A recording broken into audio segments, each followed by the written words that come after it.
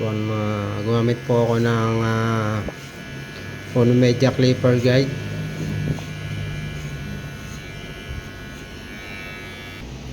So hindi, gumamit po ako ng 1.5 Clipper Guide.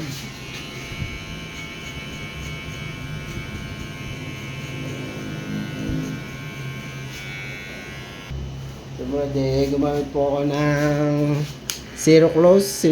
Siniro close ko po itong patilya.